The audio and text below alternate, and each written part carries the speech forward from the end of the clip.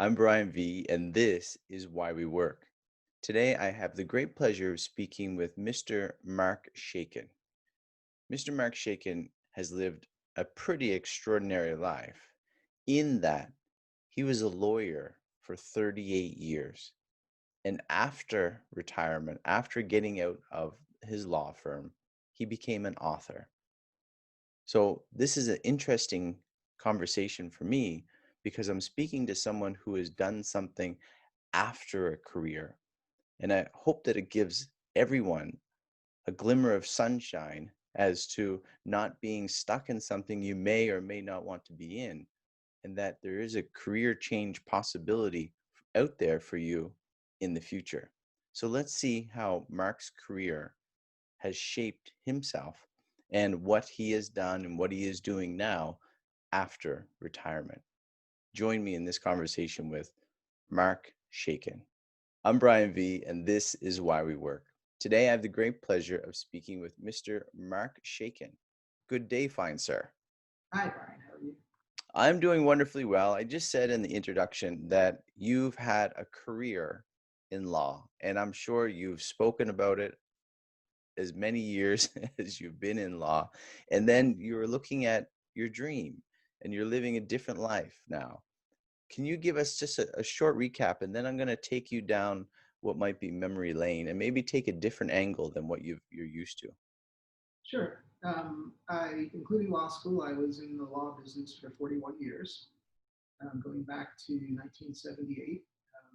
When I was graduating from college, um, I really didn't know what I was going to do with my life. I had gone to a liberal arts school. It was a great school, but I didn't really focus on what came next. And during my senior year, it kind of hits you in the face that you need to figure out something to do. And I was struggling with that. So I took a year off and worked. I drove a forklift and not particularly well. I painted lines on the highway in Connecticut and mine would be the crooked lines. So I didn't do that Well, particularly Mark, well. we're gonna jump into those things, and Sure. I heard some of those things, but I want to even take you even further because I had mentioned that you're an author now, you're following your dreams. So I want to get into that because that's I think it's so important because what I want to show is people getting into the workforce, however they do it. And I want to even show people who have retired, thinking, reminiscing about their past, but what they do to stay active now.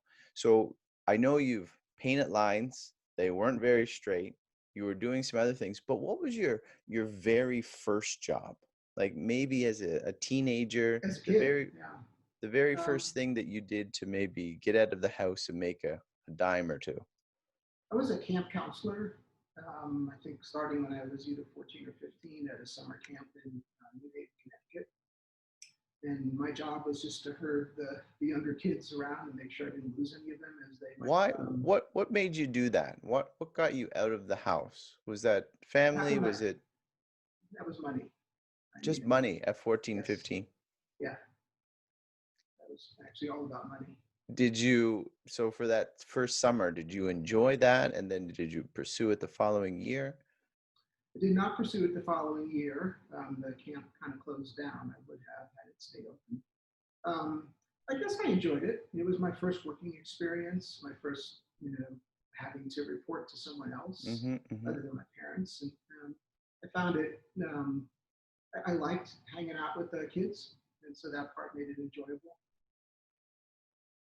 Mark, I'm gonna pause here just for a second. Is you're wearing a headpiece, but Yeah, is the microphone on?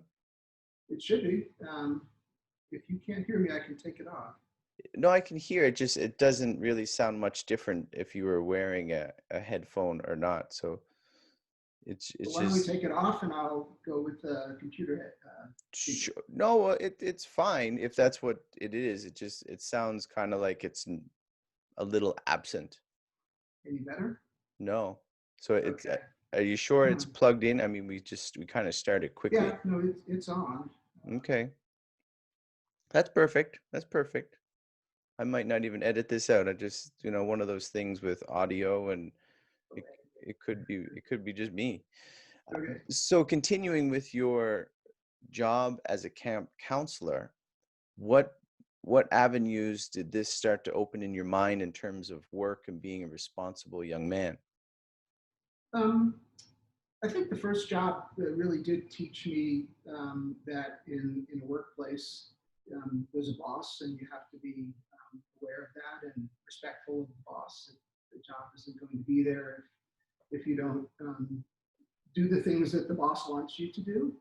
Um, Apart from that, like I said, it was really something I needed money for the coming school year, and they provided that.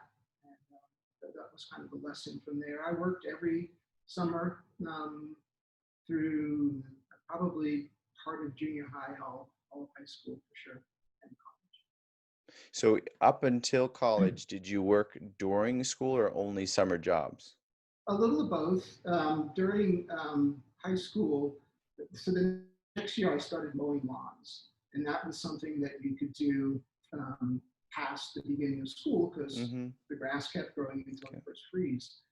So I did that, and then that kind of led to snow shoveling. There was a guy that had a small snow shoveling business, and a friend and I worked for him during the winter on the houses that were really too small for a plow. We did that throughout high school. So with high school and middle school, did your friends as well, or people that you grew up with, or your neighbors, were other students going to work in the summertime, and did they have jobs? Was that sort of what your neighborhood did? Some did, some didn't. Most did. There were some that, as I recall, that did not, but most did. So I know the story a bit, and just by me saying it is you weren't sure what you wanted to do. You wanted to go into college. What was the drive? Or, I'm not sure how much you wanted to go to college, but you needed to do something. So what was the drive for college, and what maybe were you weighing between before you decided what you took? College, I don't recall that there was ever any doubt that I was going to go to college, and there wasn't any doubt I was going to go immediately after graduating from high school, so no gap periods like sometimes in Hmm. the Hmm. States.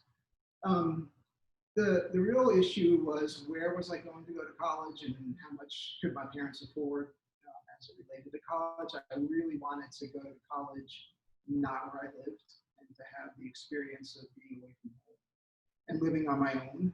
Um, and all things being equal, I wanted to see if I could go to the best school that I could get into.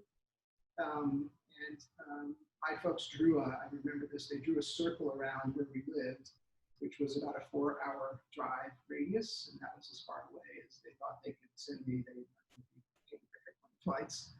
And that got me to outside Philadelphia, which was exactly the 4-hour circle in those days. And I want to go right here, and Mom. I started putting pins in that circle around schools that were there.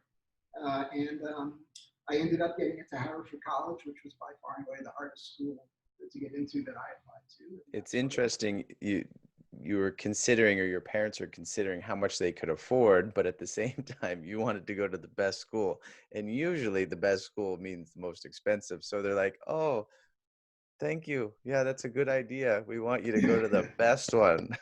and that was the most expensive, I'm sure, of the schools. I got some scholarship money, and I got a work study job there on campus for all 4 years.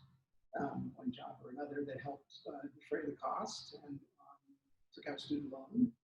So with that, that's interesting you bring that up, because you're not only going to school, but you're considering your parents, and you're actually working and putting that money towards maybe books or your food. You're helping and you're contributing to your own education. Correct. Did your parents recognize that as something, or were they saying, no, no, no, no, we can do it, or were you just trying to help ease their burden? I think the mom and the dad had different reactions. The mom expected some assistance from me, and Yeah. my dad, I think, was always of the view that he wished he could just pay for all of it, so I didn't Yeah. have to do all of that. I mean, I had actually some fun jobs in college, so that those jobs were probably better than the things I was doing as a high school kid.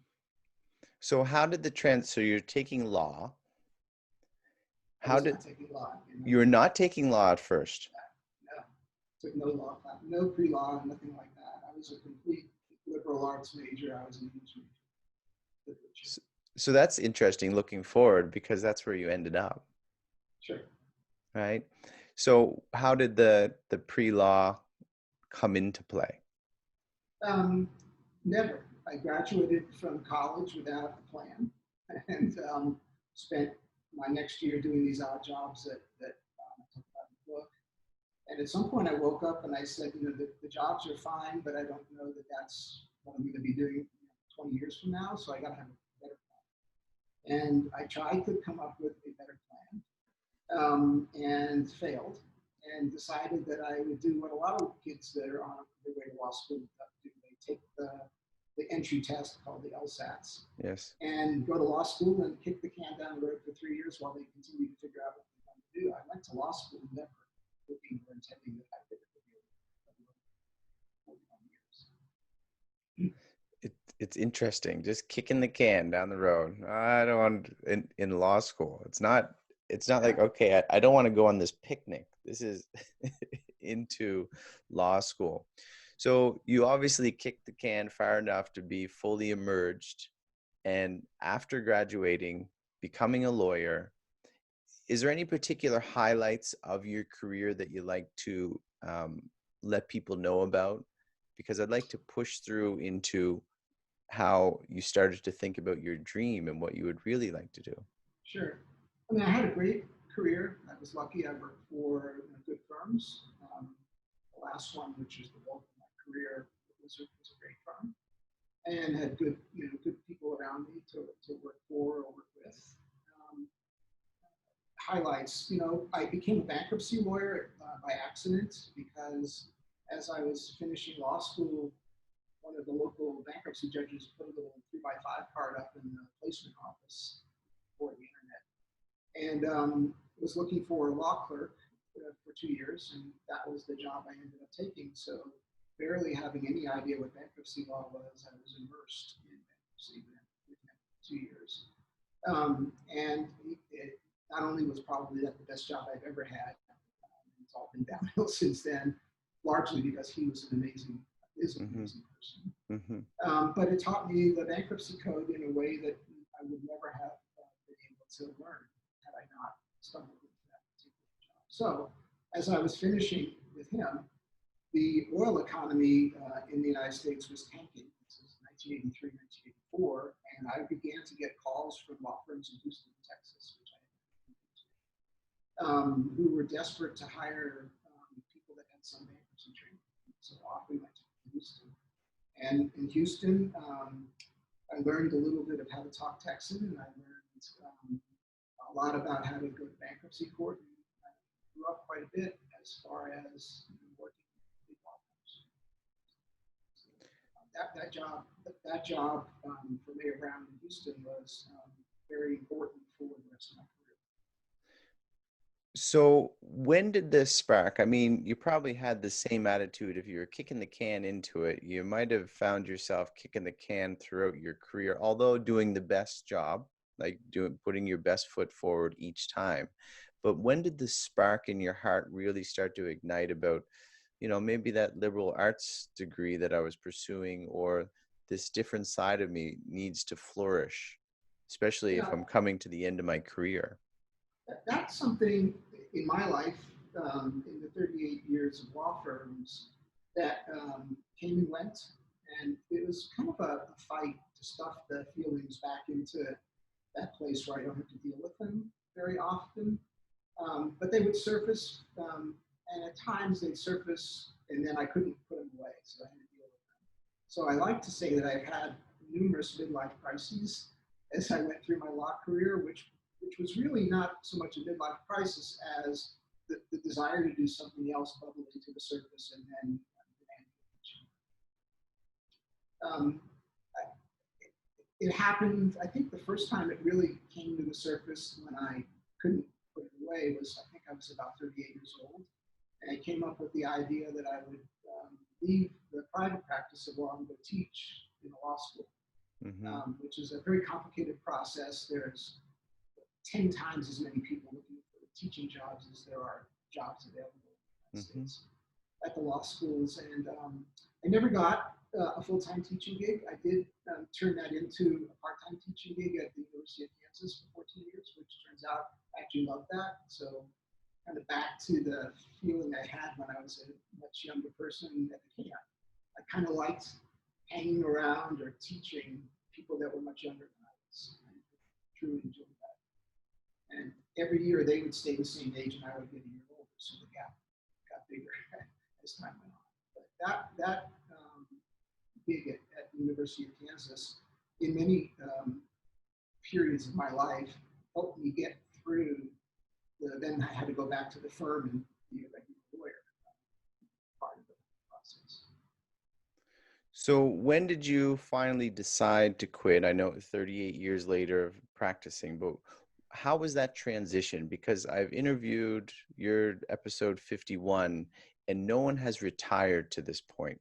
So it's an interesting point in life, and I think you can shed a lot of light for people who are listening and what could I do, regardless of if I had a true passion for my job or I have another passion that I'd like to pursue, some dream that I always wanted to fulfill. How was that step for you? And it was So the probably first, several steps. yeah, there are. The first step was I finally stopped focusing on the notion of just not being a lawyer anymore, and rather started to focus on what else would I do in this next stage of my life. One of the problems of the law business in my analysis is that lawyers very quickly come to think there's nothing else they can do. And my path got to the law business, you could see how, in my own thinking, for a long, long time, I might have thought, oh, I'd love to do something else, but there's nothing else I can do. So that's the first step. Don't believe there's only one thing you can do. That's very important. Second is I hate the word retire. I want to be as busy in this new part of my life as I was, in the law, going to court, and clients, and things like that. I just don't want to be a lawyer anymore. So um, lining up a plan of how to stay engaged and busy for me was very important. I know some people retire with the notion that they're going to figure out what they're going to do later. I think that would have driven me crazy. So Mm-hmm.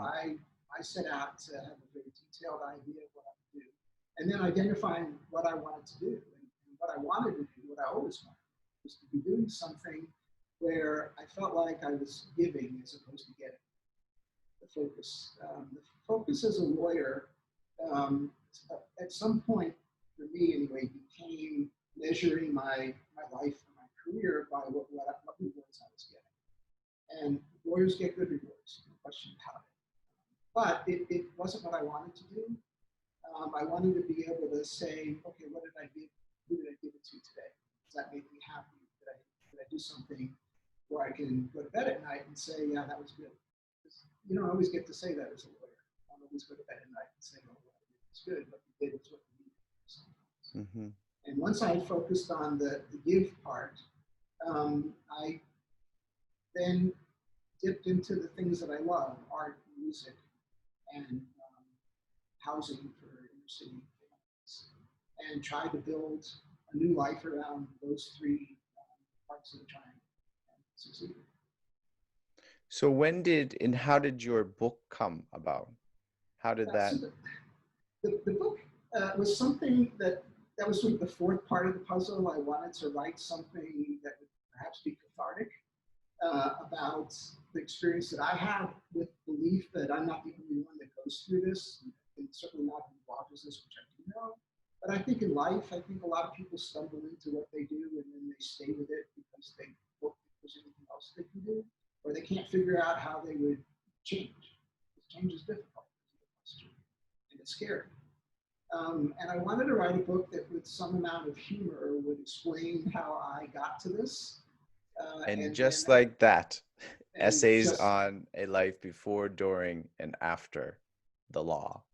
and that was my little joke with myself Yeah. all those years. How did this happen? I would say as I'm going to bed, and And the answer would be, yeah, it just happened just like that. It wasn't a moment, it just happened. And the book, uh,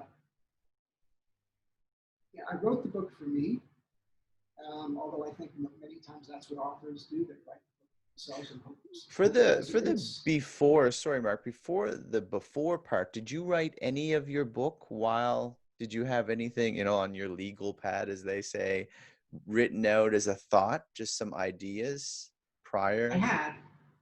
I wrote things down, Mm-hmm. little scratch cards for years, and I never did anything with them. Yeah. And I always thought someday if I ever get out of this business, I'm going to write a book about all of this. So I better start writing these great ideas that I'm having, or I'll be gone. But most of the book I wrote after I left the practice of law. It took me about 6 or 8 weeks to move from not going with the law firm anymore to being able to concentrate enough to sit down. When I left the practice of law on that January 2, um, I went into this period of euphoria.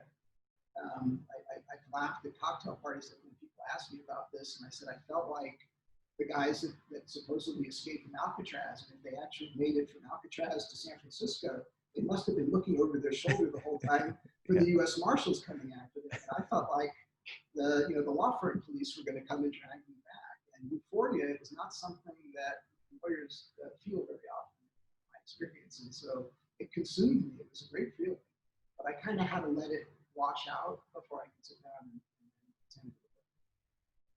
Well, not only that, I would think as the prisoners escape, if they didn't have an exact plan, once you escape, it's really what direction do I have to go? What is the best direction? And I'm sure there was that as well as you look forward, no matter how good you planned it out, or no matter how Yeah, well you did. no doubt. I was able to begin to immerse myself very quickly after the law practice ended with the art organizations and the Women Yeah. Veterans Organization and Habitat for Humanity. Um, and so I did have things to do, which was the correct thing for my personality. It would have driven me crazy to be at home after I left the practice of law and then try to figure out what I'm going to do. So how do you spend your days now? What keeps you going? How do you stay productive? What's on your agenda? So that's different, like it is for so many people pre-COVID and during COVID. Yeah. Before COVID, my days were spent going to board meetings, going to general meetings relating to the organization's fundraising. So that would involve lots of outreach in person, which is very different than client marketing when you're a lawyer. Um, and I'm old school, so all of that I do in person, which I enjoy. Coffee, lunch, dinner, that kind of thing.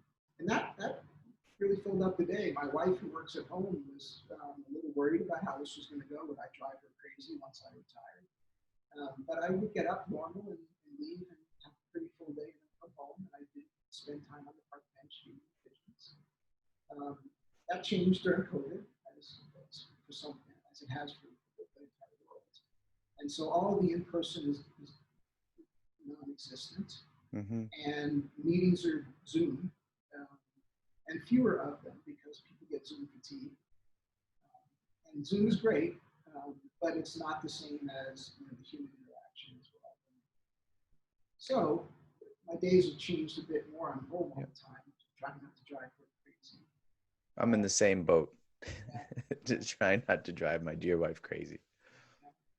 But I'm still busy, and I've started my next book, and I've book appointments with myself when I'm doing the book that worked for the first one, and hopefully it's working for the second one as well. Did you have pick a title yet for your book? The next book is entitled Fresh Start, which is a bankruptcy phrase. And it's a novel about a real estate developer who tries to gig the system and ultimately gets caught. What do you find as being not retired, but a change of career after a successful career that is behind you and kind of, the world is your oyster in a sense. what is difficult about how you spend your days? I mean, COVID does put a twist in it, and trying to stay out of your wife's hair, those sorts of things. But what is difficult for you now, Um, or challenge? I think I manage this now a little better, but at the beginning, to turn off the lawyer part of my personality, which had become ingrained in me after all those decades. My particular specialty was a very contentious practice area, a lot of fighting, a lot of conflict. Um, it, it was hard to turn that off when I came home every night during Yeah. the years I was practicing. And the normal business world, when I sit on a board, has no use whatsoever for being crabby or snarky or contentious. And so that turned out to be something that was difficult to manage, but an absolute necessity, and actually better once I could leave that part behind. Um, that was different. The world moves, the not-for-profit world moves at a somewhat different pace than the law business. Um, and sometimes that can be frustrating if I'm in the middle of a project with other people and I can say, in law firm, I could say, okay, we all need to stay here until we get this done. Even if that means we're here till 10 o'clock. You don't really get to say that quite like that in the not-for-profit world, and perhaps shouldn't. So a lot of it had to do with just sort of rearranging the way I had lived my life as a lawyer. And I think that would be common for anybody that's changing careers and has had a career in the business world and maybe is now moving to something else. But the world has different parts to it, and they all work a little differently. It's not one size fits all, and you have to adjust. Adjustments important. You had mentioned the difference between not the satisfaction, but how you worked. And what I was thinking is maybe it's more of a scorecard, and being a lawyer versus the work that you're doing now in the community and helping out. Could you articulate the satisfaction, or even how much more developed the satisfaction is from your community work? Not up and against your work as a lawyer, but just how much more fulfilling this might be, especially in, Yeah, in encouraging of people to not wait their whole career to get involved in the community. if they can, um, that would be tops on the list. You spend a good portion of your law life trying to push back on the career so you can build that other part of your life, which is so critical to have to survive the challenges of being a lawyer, being a doctor, being an engineer. It's not just the law business. Um, and there's a real push and pull in that. You feel like the career um, is forcing you to do more of something and constricting your future. Um, the, the law business is the only one that I know that I can speak of, does have a scorecard. And we're all graded and rated and ranked within the partnership ranks, and then compensated as a result of all of that review and grading and ranking. And whether you're like this or not, you kind of get dragged into becoming like this, and you start to be shown a list, and that list has something to do with what you get, and that therefore tends to focus people within the law firm world a lot. Many lawyers give free legal work for Yeah, people yeah. in need. Hmm. I did painting for Habitat in my younger days, and you do find a way to give, but you don't have the freedom to do that to the degree you want to. In my real life, um, I literally can feel like some decision I made, some project I participated in, had a tangible, positive effect on somebody who needed something badly. So in Habitat, I'm old enough now that I'm not painting houses or things like that, but I'm on the audit and finance committee for Hmm. Habitat. And whenever we do work on that committee here in Denver, I can leave that meeting knowing that that helped put some families into a house that they own. And when you do that, you can then apply the knowledge and science of what happens in other places, which can make anybody want to solve the education problem in America, solve the housing problem. If you want to solve the gang problem, solve the housing problem. All of the, if you want families to stay together, solve the housing problem. And all of that's true, it's all documented, and it all makes me come home. And when I see some of the families and the kids in those families, you just can't help but feel that in some very small way, it is a small. I hope that. And the message that I've gotten out of it, and that I like to tell other people, is that if enough people do these small things, lots of great things can happen. You don't have to be the spokesperson, Jimmy Carter, for Habitat to affect lives positively. And makes me feel good. And it makes me feel good that I've done something that will help that family and that kid get to college. No, it's a great perspective you bring on it, of having a career and not being able to, and then almost, like a horse being held back. You're just freed to do what you want, and this is where you're finding a true love of helping others. What is it? It might be in your community service or in being an author now that you like people to understand. I mean, I could ask it about being a lawyer, but I think, in this stage of your life and what you're doing and you're able to do, what would you like people to understand so they can appreciate, even if they get into this position or just you specifically, about what you do? What would you like people to understand? So I was listening to one of my favorite Eagles albums the other day, I love the Eagles which albums. is, yeah, and there's a song on it named Already Gone. And the quote is, so oftentimes it happens that we live our lives in chains and we never even know we have to keep. A song I always loved, but I didn't know why I loved it. Now I know why I loved it. Mm-hmm. It's one of those rock lines that can stay get inside your head. Well, I don't, I think that, this is a positive, I think that people sell themselves short when they're in the middle of their career in their 50s and they don't see an end or an option. I think they sell themselves short and they think they're doing the only thing they can do. I think that life is all about identifying options and maybe rejecting them, but knowing that there's always something else you can do. You're not locked in. It might take work, it might take time, it might take further education, but to go through life and think there's nothing else I can do, it's kind of sad. To go through life and know that you have lots of possibilities is hopeful. Yeah, there's lots of people that live like that. There's no doubt about it, and you can see it on their faces, their countenance, and how they carry themselves, and, and understandably so, if you believe that's the only option you have, right? Like, you could then have empathy, understanding. Okay, well, I understand why you feel like that, because you think that the world is collapsing on your head. How is it that you stay productive? How do you keep I mean, it might be motivating to tell your wife's telling you get out of the house, so you got to do something. But how do you stay productive? What is that drive? And so far, I don't have any real problem getting up and having a plan for what today will be about. Sometimes others plan my day because I have meetings. I have a meeting after the podcast with my veterans organization, and so some of my life and my days are planned by the organizations that I'm giving. Um,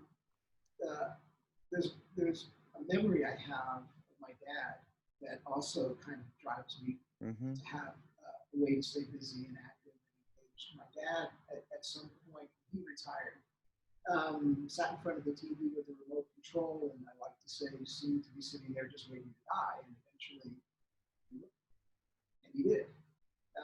And I don't want to do that. It scares me to think that at some point I end up sitting in front of the TV with a remote control and relive the way my father passed away. I don't want that. And I always felt like he kind of gave up. And I don't want to give up. So as long as I have the energy and the drive, which luckily I have plenty of, I don't think there's any problem in how to structure my day. It's a vivid picture, and I think we all have people in our lives that maybe spending too much time in front of the TV and just not being productive. And it's a good kick to let us know that, there's other things. That's the far spectrum. And maybe you find yourself that you're overworking yourself, right? Trying to overcompensate, but trying to figure that out in between. What is something that you cannot go without? What is a favorite tool? Like I mentioned, a legal pad probably when you were a lawyer, but what is a tool that you use now that just you couldn't see yourself living without in your work? For my work. In my life, the tool that I go to is either my camera, sports photography, and it's happened, or my guitar. Okay. Passionate, but not nearly as good as I am. When did you first pick up the guitar? The guitar was probably when I was about 10. Okay. Okay. So this has been 40 plus Yeah. years, Yeah. 50 years. I'm taking some online classes because I've always wanted to do that. Yeah. I'm having a blast with that. And the camera, pre-COVID, I was pretty busy running to different sporting events to photograph. That ended almost immediately upon Hmm. the shutdown. One of the sports that I love to photograph is Major League Soccer. It has reopened, so I have photographed 4 matches in the last month, but there was an outbreak on the Colorado Rapids, so they're locked down for the next several weeks, and we're going to miss 4 matches in a row. So even that comes with the overhang of COVID. So thinking of the audience that will listen and people like yourself, when you first got into work, it could be uh, a summer program or painting lines. Is there a top tip you have for people who, like yourself, changing careers as well, but getting into work or changing into a different job, some sort of thing that you think that it would have been helpful to know when you were doing the same thing? Yeah, uh, I always had this feeling that I've now learned was not, should be rejected. That there was something wrong with me because I couldn't figure out what I wanted to do. And it caused me to worry a whole bunch when I was 21, 22 years old. Really through till I got the job with the judge. I stopped thinking about it. I think that the process of being a teenager and figuring out what college you want to go to, and then trying to figure out when you're in college at such a young age, um, compared to the entire life that you live, you have to figure out at that moment what you're going to do, what you're going to be. It not only can it be daunting, but kids should be encouraged to think that they don't have to necessarily have that all figured out. It's okay. It's okay to try things. It's okay to change. And it's okay um, to start to do something that you may not love while you try to figure out what you do love. I know that when it came time for our son to have this part of his life, which was 5 or 6 years ago, I struggled and won with myself. I struggled mightily to not say to him, "What are you going to do?" And I don't think I said that to him once. And he figured it out, and he's doing great. But he did it without somebody suggesting to him that if you don't know what you want to do by the time you're 18 or 19, that you're going to go through failure. Well, it's interesting. I teach English here in South Korea, and it's a question that you're almost forced to ask in conversational English, especially these kids. What do you want to be when you grow up? I mean, how much pressure is that? Well, it is a common question, and you get asked at family gatherings. The aunts and the uncles and the grandparents It's going to be, I don't you're know. 14 years old. What do you want to do when you grow up? I have to have an answer. I think that's something that maybe some of the prior generations imposed that is maybe not the way to go. Mark, you kind of touched on some things of learning, but is there a mistake that you made that has taught you some of the greatest lessons that you could move forward with? I've had dozens, maybe hundreds of mistakes that I've made in life that hopefully I've learned. Mm-hmm. Hopefully I've learned from each of them. I spend a lot of time dreaming, and sometimes they're wacko dreams, kids' dreams. I remember as a kid, um, I had this idea that I, not even as a kid, when I got into the photography world, I had this idea that I would just show up at the doorstep of the New York Times and they'd hire me and I'd run around the country taking pictures of the Yankees for 162 games a year. It didn't happen.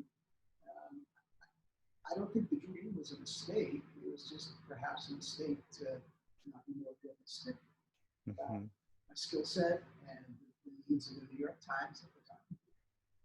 Um, but lawyers, and certainly I make mistakes all the time, and you being called upon to set the strategy, which could be 10 different things, and you have to pick one which way go. And hopefully, you get experienced enough that you more often than not pick the right strategy. But I guess if you don't, or the client is not as manageable as you might have hoped, things can happen that probably you regret. Could you speak upon your value of education? I mean, you have an interesting path where not knowing what you want to do, you switched from one degree to another.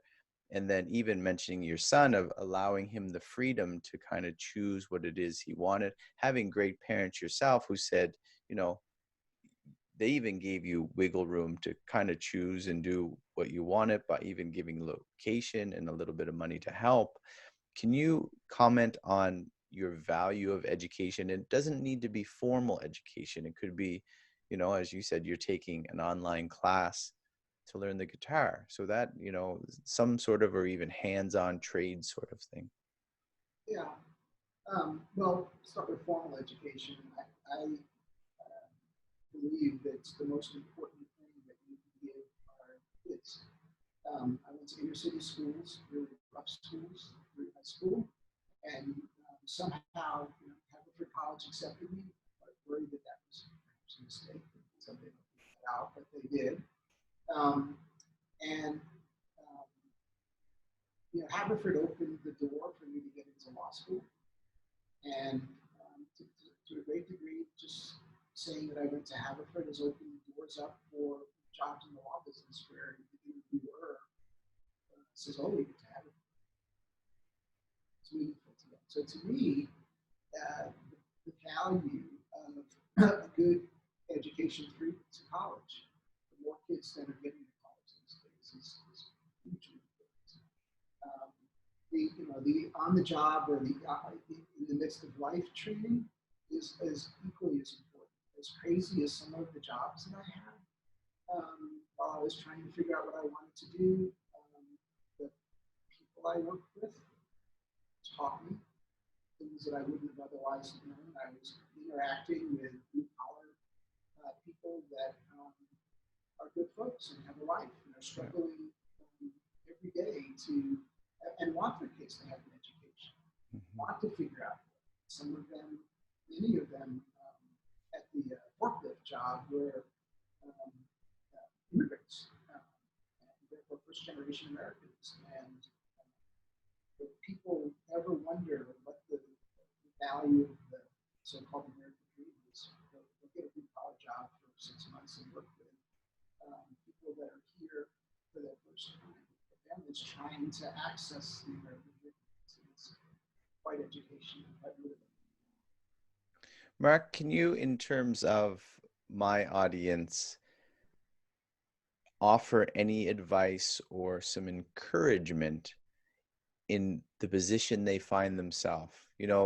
Some grandfather or father's asking their kid, "What are you going to do, son? The mom's like, okay, well, you better be a doctor, you better be a lawyer, those pressures that get put on, or someone that's finding themselves in a job that they really don't like. Even someone that's approaching retirement and they're taking, as you said, you're not fond of the word, but they're scared. I mean, maybe you even can speak of the apprehension of retirement and okay, well, what am I now? And just some words of encouragement for people along that path. Yeah, so what I learned about this whole process is that I didn't have the skill set to do this myself. Um, and I look back on all of the years that I was a lawyer thinking about doing something else and sort of self-fulfilling and proving it to myself that I didn't have the skill set to do this myself. And it turns out that there are ways that you can get help to do this. Um, I read a bunch of books. A lot of the books, and there's a million books on career changing and pivoting and that next season of your life. And I didn't, they're great. The books were fine, but I didn't get that much out of them. And then I finally stumbled on a book that really made sense to me. And that was a book called Your Next Season. Your next And season. I read the book, and I then called the author at his house in Charlotte, North Carolina, and he's going to pick up the phone. And I asked him if he and his colleagues had ever helped a lawyer think their way out of and they hadn't, but they were willing to take on lawyers. So they helped me put some structure to the process, and it can be very unstructured if all you do is come home at night and think, God, today sucked. All I want to do is figure out something else to do. As opposed to somebody that helps on these issues for a living and actually knows how to think through the process. And there's many of these folks all over the country. And for me, that was delightful. That was the way that I started to figure out what I wanted to do, rather than just grouse about how this is not what I want to do. Yeah, I think a lot of people lack, including myself, is the structure necessary to I to to like move through. Yeah. Yeah, that's It is and a go ahead. process, though. It is a process, and it does require a lot of organization that I didn't even know. Yeah. And it's great advice because people need to recognize that you're normal in not knowing what to do, but you need to build upon it and get that process going, and you build your structure and a team of people. I mean, it could be a team of one, just to recognize that you need the help, and they can offer something that, a different angle, a different perspective. And Mark not your Shaiken. wife, and not your law firm, and not Yeah. your friends. Yeah, outside of your regular realm. How can people reach you, Mr. Shaiken? My webpage, markshaikenphotog.com, and that'll lead you to things about me. You can sign up and become one of my people on my mailing list, and I try to stay in touch with everyone, update them on things I'm doing, podcasts, links that I've been interviewed on, and then links to different places that people. Well, Mr. Shaiken, I have one more question for you. I have appreciated this conversation. Why do you work?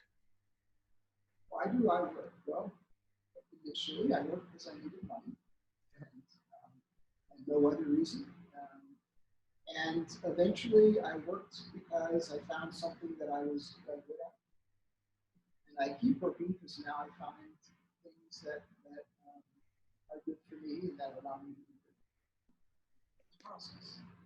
Mark Shaiken, from lawyer to author to humanitarian, helping people wherever you can. I think you're an inspiration to show that hard work from the beginning all the way through. There is no real retirement. We just keep on going, keeping the remote control out of our hand and working forth and putting back into society. I truly appreciate you taking the time here today. Well, this has been great. Thanks very much.